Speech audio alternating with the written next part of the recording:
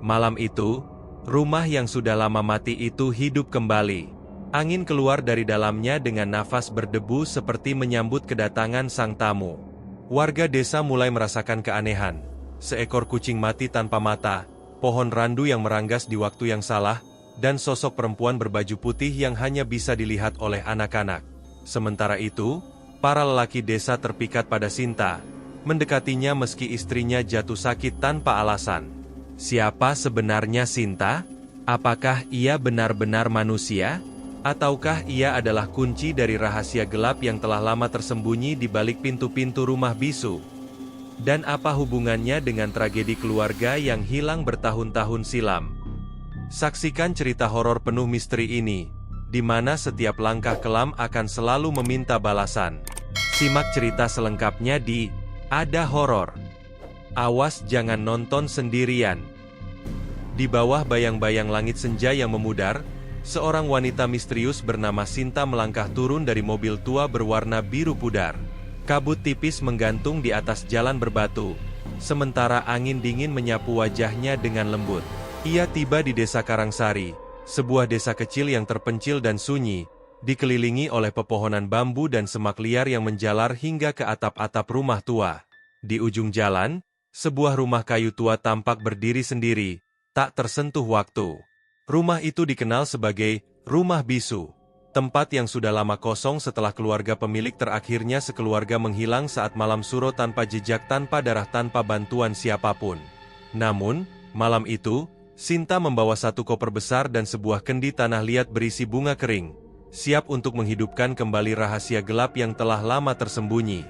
Sinta memiliki kecantikan yang sulit dilupakan, mata bulat hitam, bibir merah tanpa polesan lipstik, dan kulitnya bening seperti porselen. Senyum Sinta tenang dan dingin seperti air dari mata air purba. Namun ada sesuatu dalam tatapannya yang membuat orang-orang merasa cemas meski mereka tidak tahu alasannya. Saat ia membuka pintu rumah tua itu, angin berhembus dari dalam, bukan keluar. Debu mengepul seperti napas raksasa yang telah lama tertahan.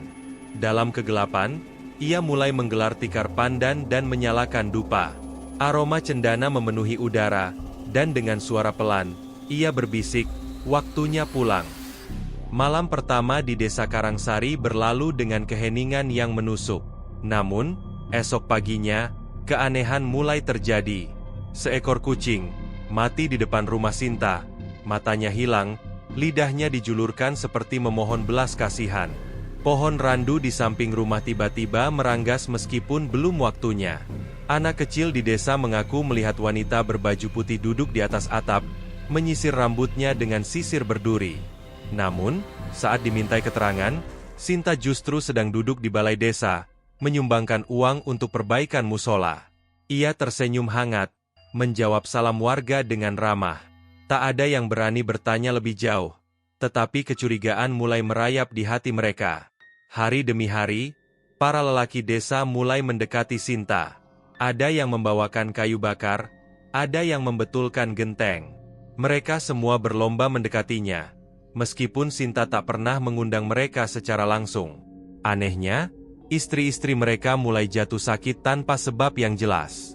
Pusing, muntah darah, dan kelelahan melanda mereka tanpa penjelasan medis.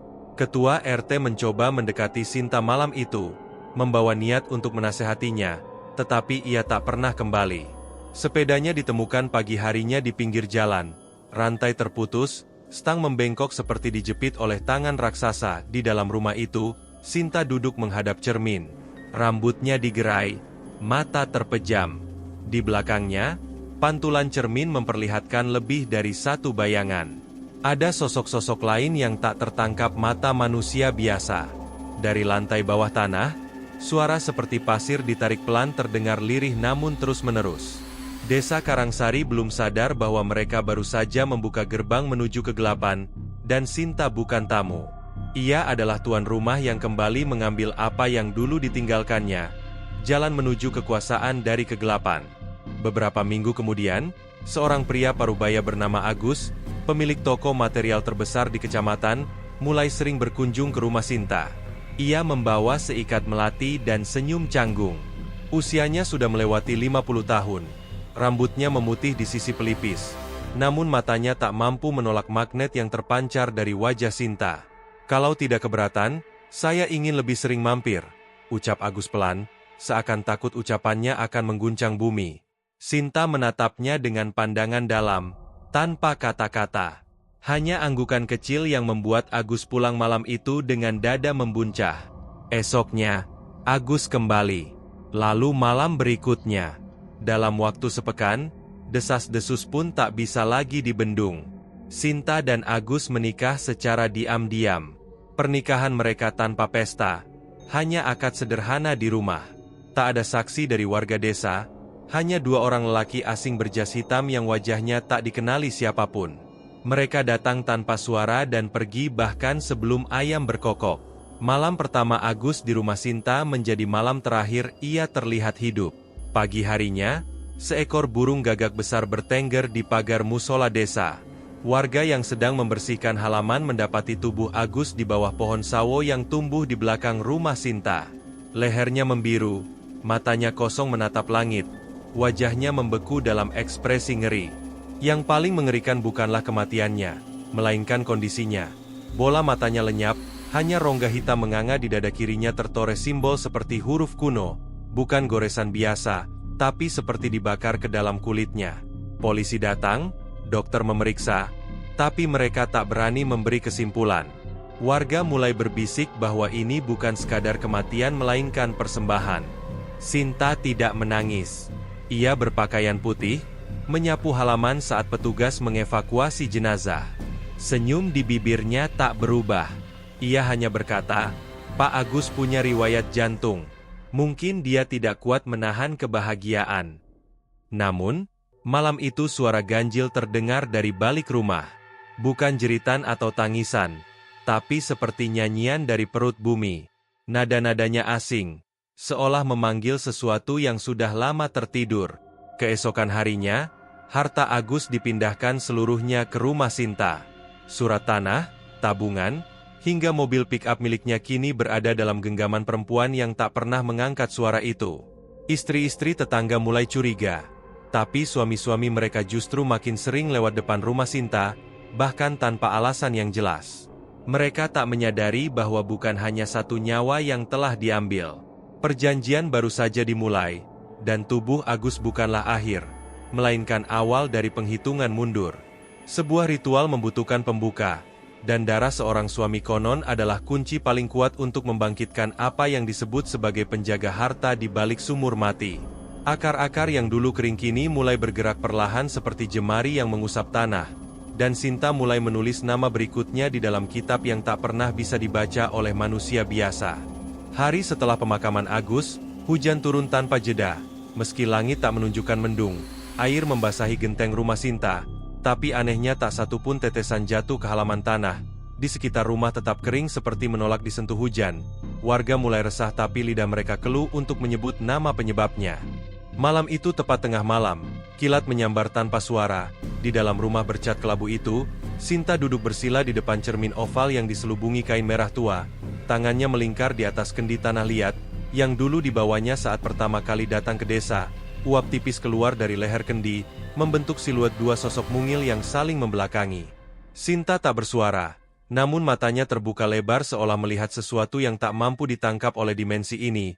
Ia menyentuh perutnya datar, belum membuncit, namun dari dalam terdengar gerakan halus seperti kaki kecil menggores dinding rahim dengan kuku. Di ujung desa seorang petani bernama Sulaiman, mendengar suara langkah kaki kecil di loteng rumahnya. Ia mengira anaknya bermain, namun saat naik ke atas, hanya ada bayangan hitam melesat turun meninggalkan tawa cekikan. Emas simpanannya raib, dan jejak kaki mungil berwarna hitam tampak menari di lantai kayu. Keesokan pagi, kejadian serupa menimpa 6 rumah lain. Seluruhnya kehilangan benda berharga, dari perhiasan, hingga uang yang disimpan dalam dompet tua. Tak ada jejak pembobolan, tak ada saksi, hanya tawa lirih dan bau amis yang tertinggal di udara. Seorang nenek bernama Embok Ranti penjaga warung di perempatan, memergoki 2 sosok kecil berkulit pucat, merayap di belakang rumahnya. Tubuh mereka seperti anak-anak berumur 5 tahun, namun wajahnya keriput, dan matanya hitam penuh. Saat dikejar, makhluk itu menghilang ke dalam gorong-gorong, meninggalkan bekas darah di dinding batu. Warga berkumpul di balai desa, kepanikan memuncak. Mereka mencurigai maling tapi tidak ada jejak yang masuk akal. Seorang pemuda membawa wangsit dari mimpinya. Semalam tuyul telah lahir dari rahim yang tak suci, dan akan terus menghisap rezeki desa, sampai tali pusarnya diputus oleh api merah. Kabar itu menyebar cepat. Semua pandangan mengarah ke satu rumah. Namun Sinta tetap tak terganggu. Ia berjalan ke pasar dengan langkah ringan, membeli pakaian bayi, dan 2 gelang kecil dari emas murni. Penjualnya seorang duda tua, memberikan harga separuh tanpa diminta. Malam harinya, 2 suara anak-anak terdengar bermain dari dalam rumah Sinta. Tapi tidak ada anak di desa itu yang pernah terlihat masuk ke sana. Sinta kini berbicara sendiri lebih sering, terkadang dengan bahasa yang tak dimengerti. Sesekali ia tertawa sambil mengelus udara. Ia tidur tanpa lampu, tapi cahaya merah temaram selalu menyala dari jendela. Tuyul kembar yang baru dilahirkan itu bukan makhluk biasa. Mereka tidak keluar dari tubuh seperti kelahiran manusia. Mereka muncul dari darah yang dikorbankan, tumbuh dari kegelapan rahim seorang wanita yang telah menyerahkan separuh jiwanya pada kekuatan bawah tanah. Dan Sinta tidak menyesal sedikit pun. Ia hanya menatap langit malam melalui celah genteng rumahnya, sambil membisikkan satu kalimat yang tak akan pernah dipahami manusia. 1 sudah diberi, 2 telah hadir, 3 akan menuntut darahnya sendiri. Malam itu udara di desa Karangsari lebih pekat dari biasanya. Kabut turun rendah, menyentuh tanah seperti selimut dingin yang menyembunyikan sesuatu di bawahnya. Suara jangkrik tiba-tiba lenyap seketika, digantikan oleh dengung halus seperti napas berat yang berasal dari dasar bumi. Di halaman belakang rumah Sinta, sumur tua yang selama ini tertutup papan dan diberi sesaji oleh warga tiba-tiba terbuka. Bukan karena tangan manusia, melainkan karena papan penutup itu meledak ke udara seperti dilempar dari dalam. Bau busuk menyebar, lebih tajam dari bangkai, lebih menusuk dari darah basi. Anak-anak yang tidur di rumah dekat sumur mendadak terbangun, bukan karena suara, melainkan karena mimpi. Mimpi yang sama, sosok terbungkus kain putih berdiri di bawah tempat tidur mereka, menatap dengan kepala miring dan wajah terbalik. Tak satu pun dari mereka bisa bersuara. Mulut mereka seolah terkunci, hanya mata yang mampu menjerit. Seekor anjing milik Pak Harjo menggonggong tanpa henti, menatap ke arah sumur. Suaranya berubah, seolah mengusir sesuatu yang tak tampak. Saat dikejar pemiliknya, tubuh si anjing kaku di tanah, busa keluar dari mulutnya, matanya membelalak ke arah langit, beku tapi tetap terbuka. Keesokan pagi, daun-daun di sekitar sumur menguning seakan dilintasi api. Tanah menjadi basah dan lengket meski hujan belum turun. Ada jejak seperti tapak kaki, namun bukan kaki manusia. Panjang namun membulat, seolah ditinggalkan oleh sesuatu yang melompat, bukan berjalan. Sinta tidak keluar rumah hari itu. Jendela-jendelanya tertutup rapat. Tapi tetangga yang lewat mengaku melihat sosok putih tinggi berdiri diam di pojok halaman. Tak bergerak, tapi tak pernah benar-benar hilang dari pandangan. Warga mulai panik. Dukun desa dipanggil untuk melakukan doa penolak bala. Ia berdiri di depan sumur, menggumamkan mantra dengan tangan menggenggam keris. Tapi sebelum bacaan selesai, tubuhnya terpental 2 meter ke belakang. Kerisnya patah di tengah, dan darah mengalir dari telinganya. Malam berikutnya, sumur itu mengeluarkan suara ratapan lirih, panjang seperti tangisan yang dipendam selama ratusan tahun. Suara itu tidak hanya terdengar oleh telinga, tapi terasa langsung menekan dada. Beberapa warga mengalami mimpi buruk serupa. Dipaksa melompat ke dalam sumur oleh sosok pocong bermata hitam pekat tanpa bola mata. Di dalam rumah Sinta, ia membuka kembali kitab hitam yang disimpan dalam lemari bawah tangga. Tangannya menggoreskan darah dari jarinya ke halaman keempat. Halaman yang kosong selama ini. Setelah tetesan terakhir menodai kertas itu, bayangan besar melintas di belakang cermin. Sinta tidak menoleh, tapi senyumnya semakin lebar. Pocong itu bukan sembarang makhluk terperangkap. Ia adalah penjaga gerbang, entitas yang ditugaskan melindungi perjanjian. Wujudnya hanya pembuka, bukan inti dari malapetaka yang akan datang. Ia tak mengejar, hanya mengawasi, karena yang dilindungi bukan rumah, bukan Sinta, melainkan lubang ke dunia lain yang kini telah terbuka kembali di bawah sumur itu. Dan mulai malam ini, Siapapun yang berani menatap ke dalam sumur akan membawa pulang sesuatu yang tidak bisa dilihat orang lain, tapi bisa merasakan nafas di tengkuk, bau tanah basah saat tidur, dan bisikan dalam bahasa yang tak dikenal. Kereta ekonomi, jurusan Surabaya Blitar tiba menjelang petang. Seorang pria dengan jaket kulit hitam turun di stasiun kecil. Langkahnya mantap, meski matanya menyimpan keresahan. Namanya Haris, wajahnya bersih, rambutnya rapi. Namun sorot matanya mencerminkan seseorang yang membawa kenangan, yang seharusnya sudah dikubur. Ia menumpang ojek, hingga ke kaki bukit, lalu melanjutkan berjalan kaki ke desa tempat masa mudanya pernah berakar. Karangsari, sudah lama ia meninggalkan desa ini sejak Sinta memutuskan untuk pergi tanpa pamit, tanpa alasan, dan hanya meninggalkan sepucuk surat yang baunya masih ia ingat. Kalau aku kembali jangan menyesal, dunia yang kau cintai tak akan sama. Begitu isi surat itu dulu, terdengar seperti ancaman, kini seperti nubuat. Haris tidak tahu bahwa desa ini telah berubah. Wajah-wajah yang dikenalnya kini memalingkan pandangan, jalan-jalan yang dulu ramai kini sunyi. Dan setiap rumah memiliki tanda kecil dari janur kering di atas pintu. Ia tak mengerti maknanya. Ia mengetuk pintu rumah yang dicari, tak butuh lama daun pintu terbuka, dan di sana berdiri perempuan yang dulu mengisi setiap mimpi buruk dan indahnya. Sinta tak banyak bicara. Mereka saling memandang. Sinta mengundangnya masuk. Di dalam, aroma dupa bercampur dengan bau tanah basah. Menyambut Haris, ia merasakan jantungnya berdetak lebih cepat tapi tidak karena cinta. Mereka berbincang semalam suntuk, tentang masa lalu, tentang alasan kepergian Sinta, tentang kerinduan yang tak pernah benar-benar padam. Sinta tidak menjelaskan segalanya, hanya tersenyum dengan mata yang terlalu dalam untuk dibaca. Namun Haris yang hatinya sudah retak sejak lama memilih untuk percaya. Ia memutuskan tinggal selama beberapa hari. Hari pertama ia membantu memperbaiki pagar. Hari kedua ia menebas semak di kebun belakang. Hari ketiga ia menggali tanah untuk menanam pohon Kamboja yang dibawa Sinta dari kota. Tapi pada hari keempat, Haris tak terlihat sejak pagi. Sinta memberi alasan sederhana. Haris pergi ke kota untuk urusan kerja. Tak ada yang bertanya lebih lanjut. Walau rasa curiga menggelayut seperti kabut di ujung sore.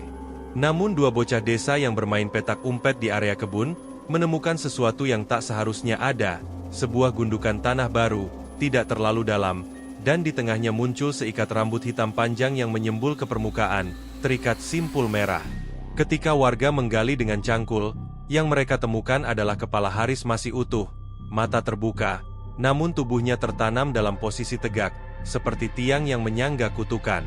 Di dekat jasad itu tertanam sebuah boneka kecil dari jerami, dengan paku besi menancap di dadanya. Di leher boneka itu terdapat kalung milik Haris, hadiah yang dulu ia berikan pada Sinta. Saat mereka pertama jatuh cinta, polisi datang, tidak ada bukti, tidak ada saksi. Sinta kembali mengenakan gaun putih, menyapu halaman dengan tenang, ia tak berkata sepatah kata pun, seolah kematian bukan hal yang layak dirisaukan. Warga mulai sadar bahwa cinta Sinta tidak pernah mengenal kata pulang. Ia hanya tahu satu jalan, menghancurkan setiap orang yang mencoba menghidupkan kenangan. Dan malam itu sebelum tidur, banyak penduduk bermimpi terbangun di dalam lubang tanah yang sempit. Di atas mereka, suara Sinta bergema, yang mengubur masa lalu, akan dibalas dengan tanah yang sama. Musim tanam tiba lebih awal dari biasanya. Tebu-tebu yang baru ditanam sebulan lalu di petak selatan, tiba-tiba tumbuh melampaui tinggi orang dewasa. Daunnya mengkilat seperti pisau basah, bergerak pelan meski angin tak berhembus. Warga desa menyangka ini keajaiban, sampai suara-suara mulai terdengar dari selabatangnya saat malam menjelang. Di tengah ladang itu, muncul lorong kecil terbentuk sendiri seperti dilintasi sesuatu yang tidak berkaki. Setiap malam lorong itu berganti arah. Pagi hari tak ada bekas apa-apa, selain aroma amis dan tanah yang menghangat seperti dipanggang dari bawah. Pak Kasim, pemilik petak tanah tersebut, memutuskan menyelidiki. Ia membawa obor ditemani dua kerabatnya. Mereka masuk lorong itu satu persatu. Obor terakhir yang dibawa tak pernah keluar kembali. Keesokan paginya, Pak Kasim ditemukan berdiri diam di tengah ladang. Matanya membelalak, wajahnya berlumur tanah. Di tangan kirinya ia mencengkeram sesuatu erat, seikat rambut hitam panjang, dengan sisa daging di pangkalnya. Ia tak bicara sejak saat itu, hanya menggumam satu kalimat, "Sudah ditukar, sudah ditukar." Kepala desa mendatangi rumah Sinta untuk meminta penjelasan.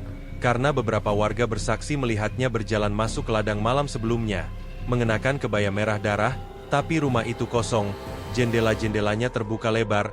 Gordon melambai pelan seperti menyambut tamu tak terlihat. Di ruang tengah, terdapat peta desa yang digambar tangan di atas kain putih. Peta itu berbeda, petak ladang milik Pak Kasim berpindah tempat, berganti posisi dengan kebun kosong milik Sinta di ujung utara. Tanah yang sejak dulu dipercaya terkutuk, dan tak pernah berhasil ditanami apapun. Tanda silang besar berwarna hitam menutupi kebun Sinta, seolah menjadi penutup atau segal. Malam itu, suara cangkul terdengar dari bawah bumi, tidak dari ladang, tetapi dari dalam rumah-rumah warga. Lantai berderak, tanah bergeser, seakan ada sesuatu yang menggali dari bawah untuk keluar ke atas. Anak-anak menangis tanpa henti, menunjukkan telapak tangan mereka yang dipenuhi luka goresan. Seperti cakaran, beberapa orang mulai membakar ladang tebu, berharap dapat menghentikan keganjilan ini. Namun api hanya menyala beberapa detik lalu padam, seolah dilahap oleh udara. Dari sisa abu yang terbentuk, muncul bayangan sosok berjubah hitam, tinggi tak wajar. Wajahnya tertutup akar tebu yang menggumpal, seperti daging busuk. Di balai desa, seorang nenek tua berkata lirih, ladang itu bukan tumbuh karena subur, tapi karena diberi makan. Tak ada yang menjawab sejak itu. Setiap malam, satu orang warga menghilang, tanpa suara, tanpa perlawanan, hanya bau darah di pintu, dan jejak cangkul terbalik, menuju petak yang semakin luas, seakan tumbuh sendiri menelan bagian desa sedikit demi sedikit. Sementara itu Sinta kembali ke rumah dengan pakaian bersih, tangan kosong, tapi rambutnya masih basah. Di depan cermin ia berkata pada bayangannya, tanah yang tandus sudah dibayar, kini waktunya menanam darah. Langit desa Karangsari berubah pucat sesaat. Pagi itu Sinta mengenakan kebaya putih berenda, kabar menyebar secepat asap dupa, ia akan menikah lagi. Calon suaminya bukan orang biasa. Teguh, pemuda yang dikenal alim, guru ngaji di langgar kecil dekat pemakaman desa. Pilihan itu mengejutkan banyak pihak. Tak ada yang menyangka, seorang seperti Sinta, jatuh hati pada sosok tenang yang jauh dari gemerlap. Persiapan dilakukan dalam waktu singkat.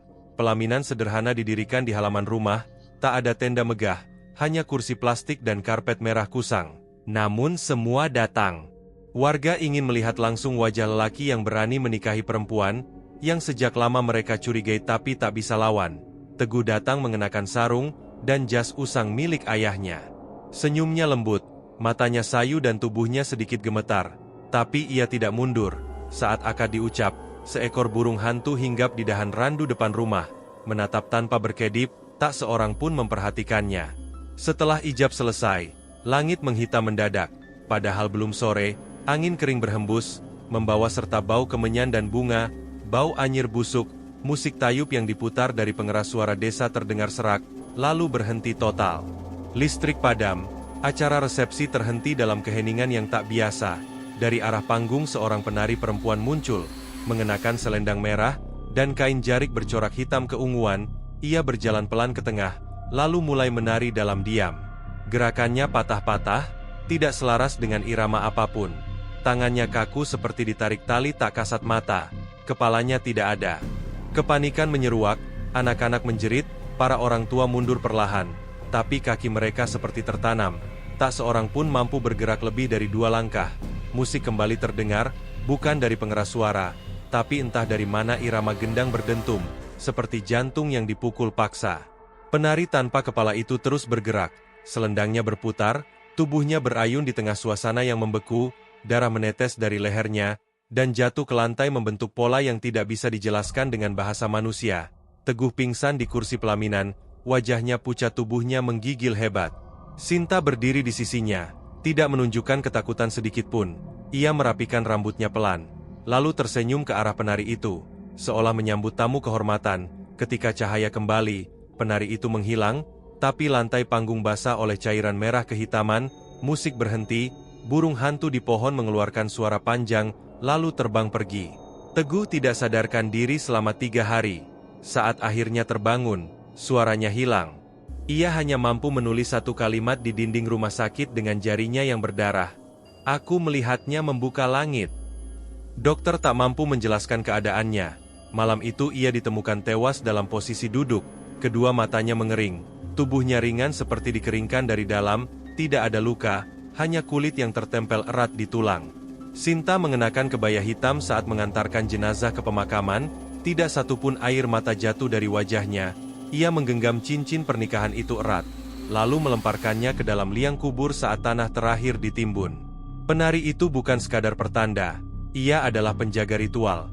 Teguh bukan korban karena cinta, melainkan karena suci tubuhnya dibutuhkan untuk menyempurnakan tahapan selanjutnya, dari perjanjian yang tak boleh dilanggar. Dan malam itu, dari balik rumah Sinta, terdengar suara gamelan dimainkan sangat pelan, tapi tidak ada pemainnya, dan di dinding kamar, seseorang telah menulis dengan arang, "Pengantin telah diberi, gerbang berikutnya siap dibuka."